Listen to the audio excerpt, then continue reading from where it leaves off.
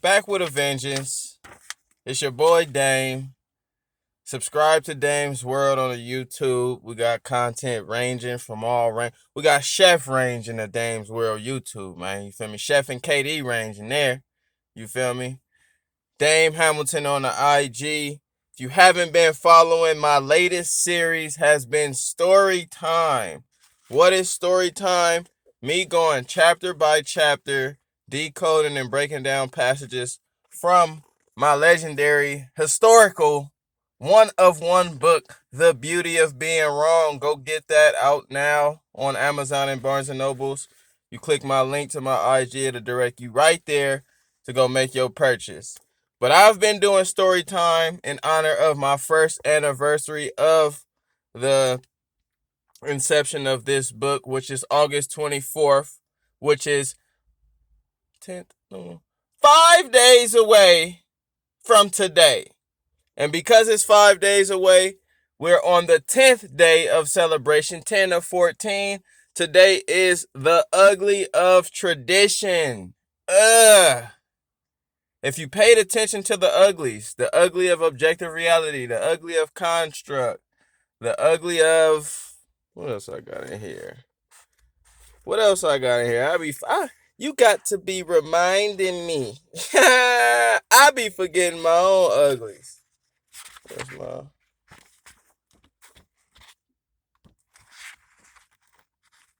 The ugly of construct, the ugly of confirmation bias. These uglies are things that we've been indoctrinated into believing. Tradition, customs, objective reality. Usually these things are thrust upon us for us to exist and experience in, and for us to later accept as reality based on our subjective biases. They become ugly when we dive so deeply into our traditions or our customs to where we can't see outside of them. Opposing contrary traditions, contrary customs, using ours to be the one instead of one of many. So the ugly of tradition touches on that.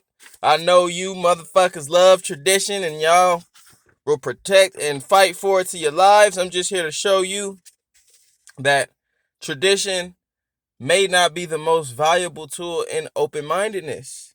Again, the beauty of being wrong. You hear a title like that, this is for people who are willing to embrace that feeling of discomfort, that feeling of wrongness, that acceptance that they don't know everything.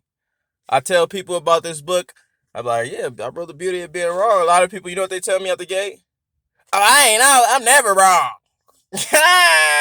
Y'all be surprised how many people tell me that out the gate. I'm never wrong. They be joking, but like J. Cole said, all good jokes contain true shit.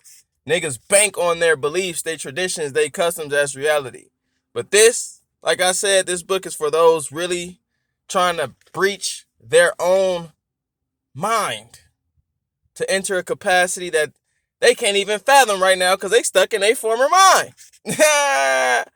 With that being said, you feel me? A couple excerpts from The Ugly of Tradition. I'll start with a story I had, a nice story that I had in high school, a nice account. I'm going to tag my boy because he's a part of it.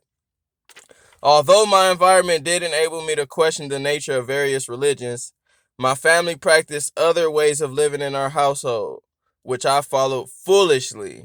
For example, my poor eating habits came directly from our household traditions. Just like most indoctrinated Black American families, we ate foods that didn't satisfy our bodies nutritionally. Feel me? Soul food kills you. So how is it soul food? But that's another point. These foods that appeased the tongue but failed the immune system were a part of my daily diet. I used to eat junk every single day religiously. Now, you may not perceive this to be traditional, but on an implicit level, what you do consistently can easily be discerned as something you do traditionally. Usually we take, certain practices as your tradition, like cultural practices like Hanukkah or Christmas or Halloween. We celebrate, this is our tradition. But on an implicit level, unconsciously, anything you do habitually, you can say that you do it traditionally. This is what you practice. So what you eat how you move on a day-to-day basis, your workplace, these are your traditions. You know what I'm saying? You got to realize that. So they can easily be discerned as something you do traditionally. Therefore, my tradition of eating snacks and junk was a practice that led me to believe I was doing the right thing. So much so that I was willing to argue with my friend for scolding me after he noticed my poor eating habits. Now, of course, I know that what I was eating, honey buns and shit, wasn't healthy. So consciously, I knew it was not right.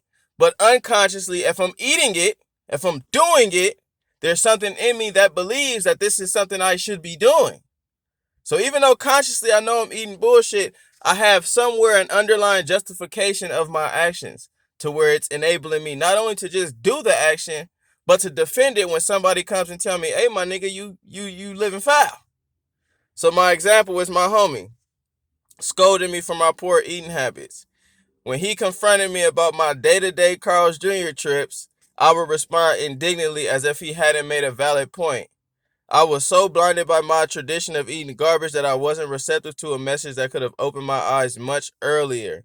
This provides the obvious harm of tradition. We pulled up in the Carl's Jr. I tell him to pull up in the Carl's Jr. He don't really eat that shit.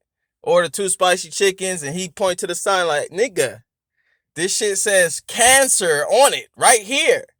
And me, being in my dissonance dodging uniform, unwilling to accept the information, I said, nigga, I gotta eat. Nigga, I ain't got no money. Nigga, I gotta do what I gotta do, bro. Mad angry at him. He started busting out laughing. Cause he already knew. Like, he knew I was in the wrong, and he knew he triggered my wrongness, and he knew I was being a dissonance dodger at the moment. So he just laughed and let it slide. But that shit helped me getting that cognitive dissonance in that moment helped me grow to be a better eater today, to really realize what the nigga was saying was righteous. And what I was doing was wrong for me in my world. You know what I'm saying? I don't like to lead that lifestyle of death. Bad food's indicative of death. So that was a great lesson that I learned. The traditionalist is created when an individual uses their experience to shape their bias while developing dissonance thick enough to dodge everything outside of it. This is how I was when I was introduced to the idea of healthy foods. Becoming a traditionalist can mean becoming your own worst weapon. Just sit and ponder on the many activities that you indulge in based on your upbringing. Again, we're not talking about the explicit traditions such as the holidays, but subtleties such as the lingo which you've picked up and never cared to question. Once you realize that you possess damn near everything based on tradition, you now have the awareness to change it. With this awareness, you now have the choice of being your traditional self or an evolved version of yourself. Tradition isn't something that you can just wake up and decide to shake. It takes practice to even begin to conceive a different way, particularly when one has only been accompanied by their biases. When we do apply the conscious effort to change it, however, we lessen the chance of being imprisoned by our own traditions. But once again, the choice is yours. One can choose to follow the tradition they've always done, or take a step beside their biased ways to blossom over their preconceived lens. I can tell you from experience that stepping beside your biases will only grant you a new view. And if not for that, I'd probably still be eating the traditional junk in which I was raised on. So there's my own personal anecdotes. I'm going to tag my boy Kyle. Shout out to Kyle, my nigga. Salute for that convo and that dialogue. Helped grow me.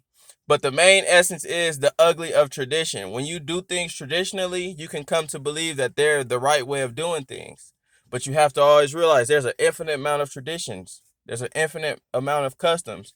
Most traditions you're not aware of. You're only aware of your relative tradition and customs. So with that mind state, if you're the learner, you're the skeptic, you're somebody willing to grow, you have to always know at all times that your tradition, as much as you puff it up and you fight for it and you love it, your tradition ain't much of nothing on a grand scale. Your tradition is just a small, minute part of reality. Your tradition ain't right. And with that being said, you wrap up story time almost at the 10-minute, gotta meet the IG mark. Thank you guys for even being here now. You feel me? This is episode 10, story time, 10 days in a row, 10 segments, 10 fire dialogues. Let me know your thoughts in your comments. The ugly of tradition, let me know what you think. Don't be so closed by your tradition. Don't be so closed by your reality. It only leaves room for open-mindedness when you aren't close to them. It's your boy Dame.